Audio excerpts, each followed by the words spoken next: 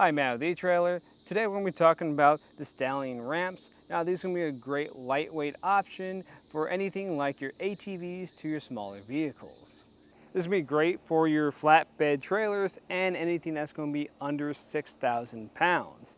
So again, that's perfect for your ATVs, side-by-sides, lawnmowers, or your lighter vehicles. Now I think this is going to be better for anything off-roading because if you have a lighter vehicle that's low to the ground, you're most likely going to make contact with one of these ramps since they are 48 inches. So it's probably going to be a little bit better for those higher off the ground vehicles. But another big factor that's going to play into how these are going to be like to use is going to be the height of your trailer. So our height right now from the ground to the bottom of the trailer is going to be about 16.5 inches. And for these ramps, that's a little bit high. If you have anything like your ATVs or anything smaller like that, I think that's fine. If you have anything larger, I'd probably recommend sticking around the 12-inch mark, just to be safe, so it's an easier process getting up on here. And speaking to that, you also want to make sure that your trailer is set up for these. So you want to make sure that you have one of these pockets on the back of your trailer, because we're going to have these two little tabs that are going to grab on to that pocket to hold it in place. Let's get a couple other dimensions. So for the inner width of this is going to be just about 11.75 inches between these two walls, which will be great for those smaller tire sizes. And this sidewall here is nice because it's going to help keep your tires in line. Something else going to help with the loading process are going to be these indentions here. That's going to be on our rungs to help give you more traction when you're going up and down. Now, I think these ramps are fine for this trailer, but some other ones that I'd like to recommend are some other eTrailer ones, and there's going to be a 60-inch one and a 72-inch one.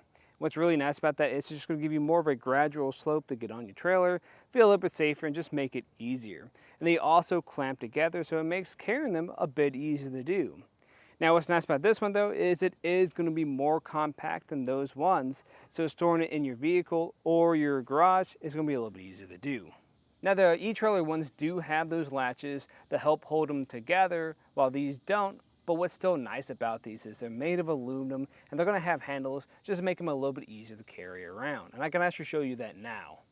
And this is going to be pretty light to move around, so as you can see, the handles right here, it doesn't fold or anything, so it feels pretty sturdy and feels pretty good in my hand. And this is going to come with two straps, and I'm going to show you how to install them now. So what we can do here is get our ramp into place. We just want to make sure it lines up with our tires, and that these tabs on the very front of it are falling into this pocket over here. Make sure both of them are flush, everything's lined up, we're looking good. Then we can grab our strap. We have one side that has the hook, and with the other strap, there's going to be one side with a loop on it. Make sure that's through here, and I'm just going to push these through these rungs, just like that, and then have the hook go through the other side and pass through that loop. We'll keep pulling it, even taking the rest of it through along with the other end.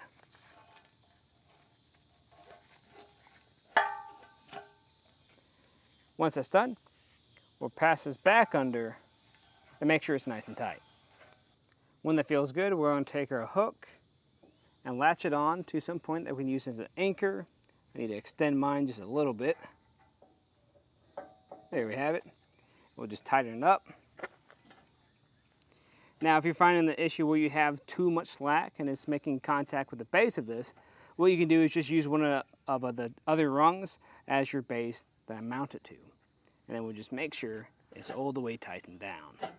But that pretty much does it. What you can also do is line up your ATV or your vehicle and make sure everything is going to work properly, and if it does, that's pretty much it.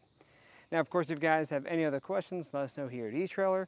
And if you do decide to go with this, send us a picture of what type of gear you're pairing up with it. But again, I'm Matt, and thanks for watching.